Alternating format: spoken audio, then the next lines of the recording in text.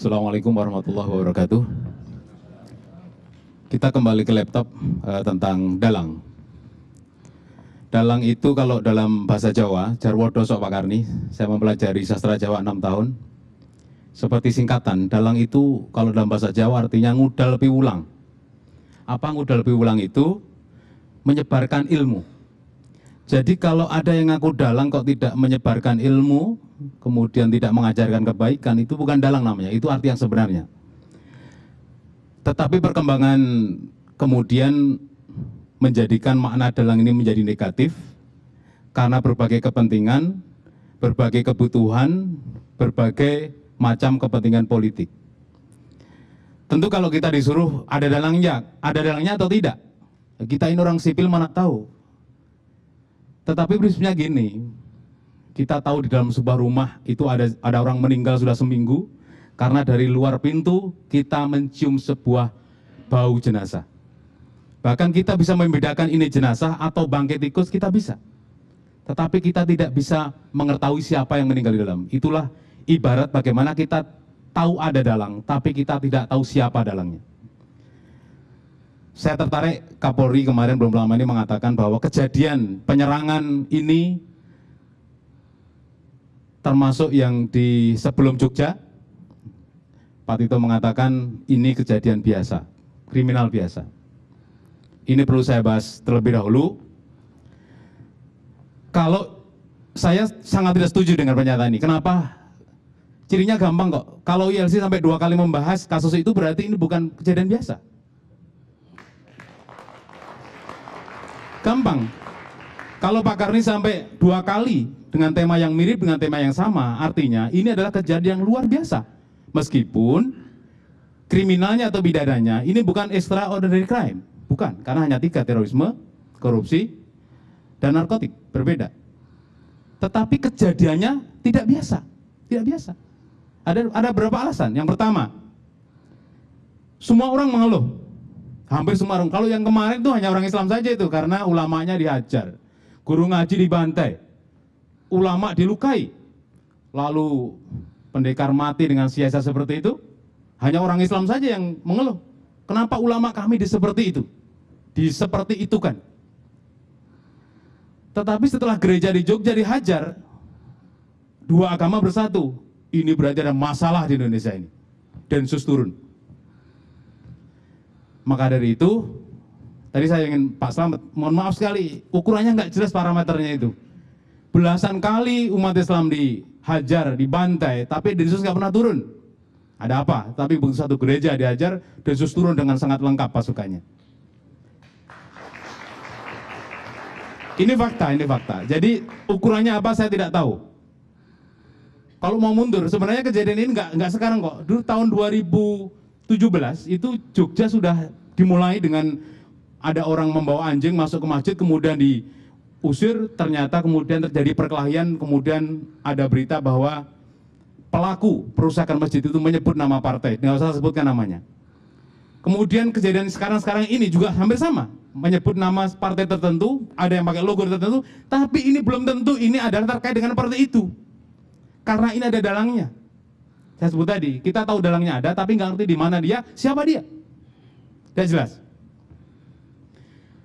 Yang jelas dalang ini saya yakin sekali memiliki tim, namanya juga tim. Mereka memiliki pasukan, ada sutradara, ada pendana, ada pelaku yang kelihatan di depan mata. Minimal 3 ini. Kalau mau diperpanjang lagi, ada sutradara, ada pendana, ada pelatih, ada pelaku di lapangan yang kelihatan mata. Yang kelihatan mata. Yang tidak kelihatan mata tentu kita buta sekali. Yang tahu adalah aparat intelijen. Apapun analisa, termasuk minggu kemarin Pak Mahfud mengatakan, ada 7 atau 6 itu. Kalau ini, mohon maaf sekali, apapun analisanya, kalau sudah tersentuh dengan operasi intelijen, sudah angkat tangan saja. Saya jamin nggak ada yang bisa membongkar kecuali polisi sendiri. Saya tidak bilang intelijen mana loh ya. Intelijen itu banyak. Ada asing, ada Indonesia, ada oknum, ada intelijen liar banyak sekali.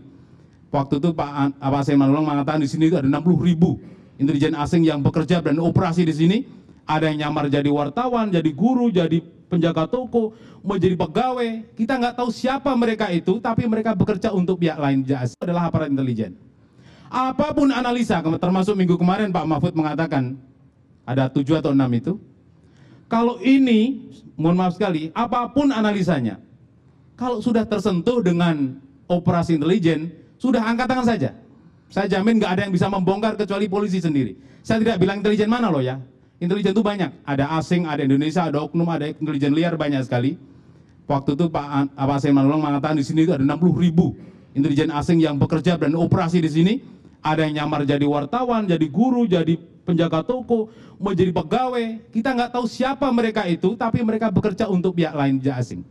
Jadi kalau sudah tersentuh oleh operasi intelijen, sudahlah. Kita angkat tangan karena kita tidak akan mampu mengetahui siapa dalang ini. Karena mereka punya biaya, mereka punya keahlian, mereka punya kemampuan, bahkan mungkin mereka dekat dengan kekuasaan. Susah sekali. Itu yang pertama yang perlu saya sampaikan. Yang kedua, orang gila. Saya nggak pernah mendengar, pernahkah pemerintah ini ngecek jumlah pasien di rumah sakit gila seluruh Indonesia? Kalau saya jadi aparat, saya curiga penciuman saya akan terganggu. Kok banyak sekali orang gila yang beroperasi di masjid, di gereja, dan sebagainya. Tapi nggak pernah dicek jumlah pasien rumah sakit yang ada di rumah sakit resmi pemerintah. Sumber orang gila itu ada 2. Satu adalah rumah sakit jiwa, 2 adalah sumber yang misterius yang ilegal. Saya nggak tahu ini dari mana kemudian orang-orang tiba-tiba menjadi gila. Ini juga kemudian saya kembalikan lagi. Kenapa kemudian perilaku aparat ini berbeda ketika yang terjadi adalah kerugian pada, mohon maaf nih, ini soal keadilan. Banyak sekali umat yang mau WA, saya mengirim WA. Kenapa kami ini tidak menjadi perhatian? Ini soal keadilan.